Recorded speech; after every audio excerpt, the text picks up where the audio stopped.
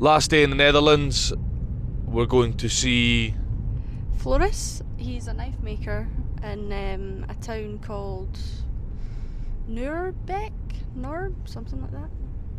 We'll go with that.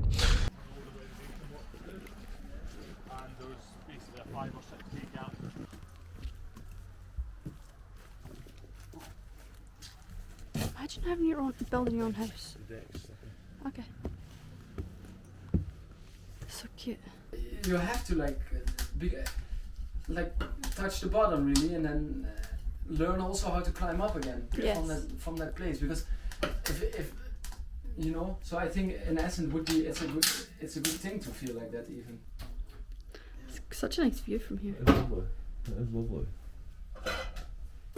This is our sort of. Yeah, I could live like this. You I could could live. live like this. It's just finding the space to live like this, right?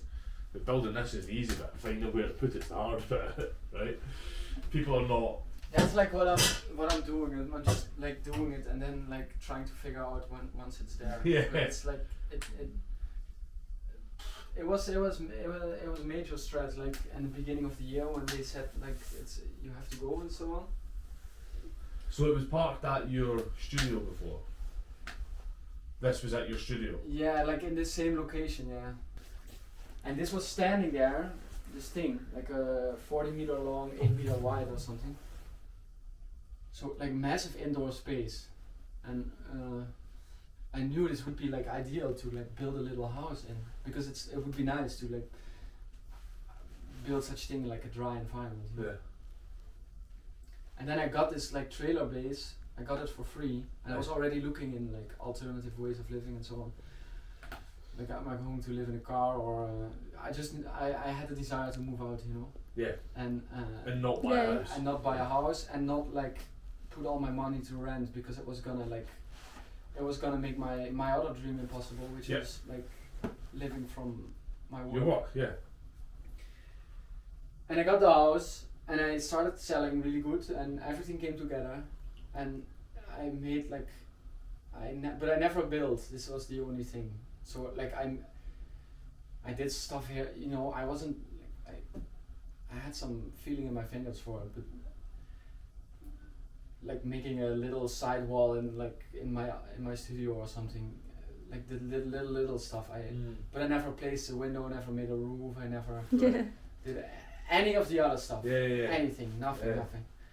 But I got the trailer base, I had the place, and I had the money. So I had like the whole cocktail was ready. I just had to play like the, you know.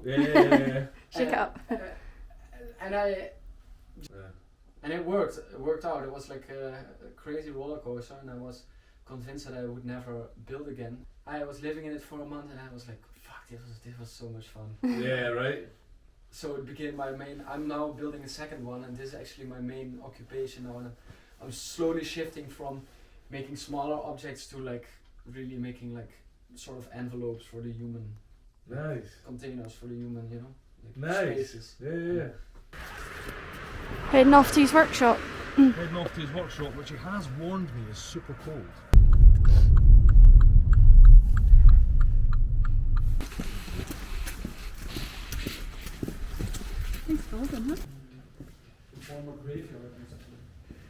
Wow, look what it used to look like.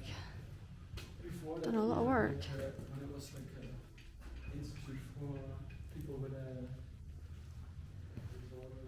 Wouldn't this be cool as like a community maker space?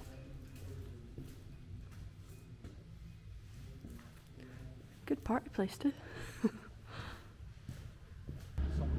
work on it.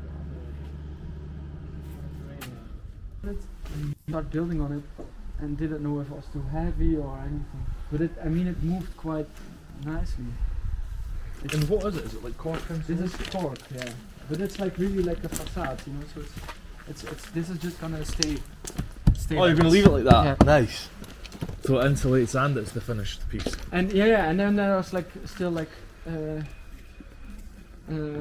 it's on a wood fiber sheet, which is also like sort of has insulating properties. Nice. And then sheep's wool, like 7 centimeters in the walls. For steel on it. I wanted to do like the trimming on the roof also in copper, but it would have been twice as expensive, and I was like, come on. Yeah, there's all of it. Yeah. Yeah. Like I'm then also just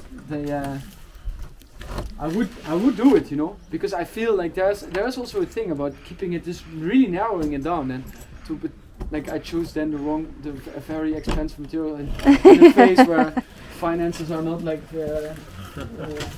I cannot take for granted that this just come in, you know. Yeah, this I made this morning here. Okay, it's little.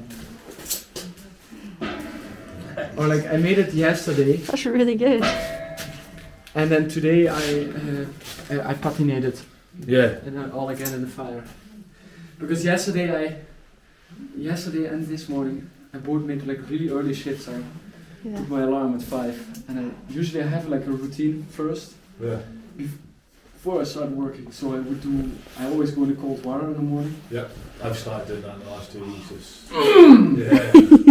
It's hard. This time of the year it's hard. But it's like amazing. Yeah. Because past mornings they were like ice on it and stuff, and I was like, it's like Have you got a plunge tank? Like, have you got yeah. one? Right, so I've just ordered one that'll be there when we get home, because I usually just do it in the shower. Yeah, but I come now back from that outside water and go in the shower. The shower feels Warm. No joke. Yeah.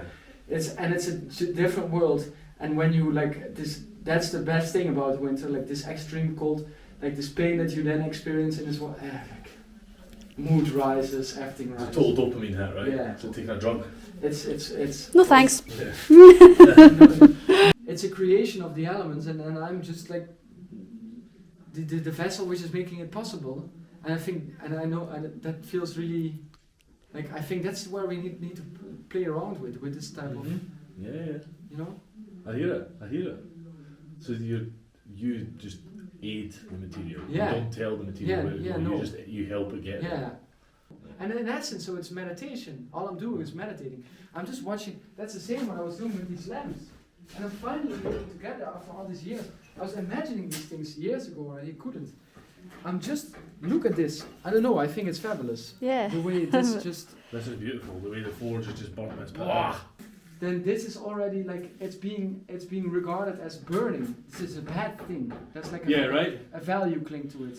Yep. And instead of like giving in with this noise, I'm trying to just observe it for what it is, really, because that's it.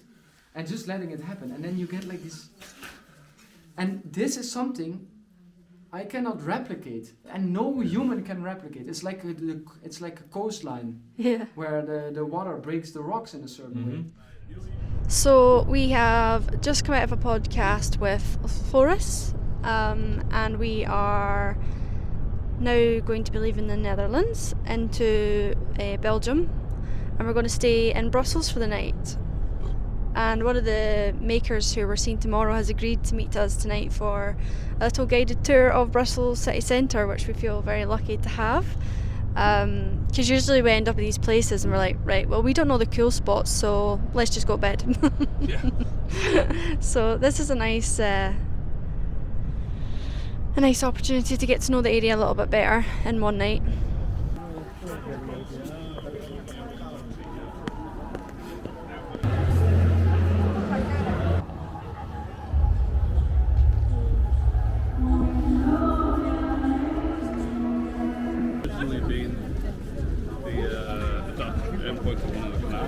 Oh, okay. The canal passes. This instead? So one? Yes. And that's yours for me. Okay. You put together? Yeah. We all got waffles. Yeah. Tourist waffles and local waffles, right? Here's this waffle. Yeah, right. I've never seen anything like it. It's freezing. It's so cold. I'll do the rocket bit. I'll do the motion.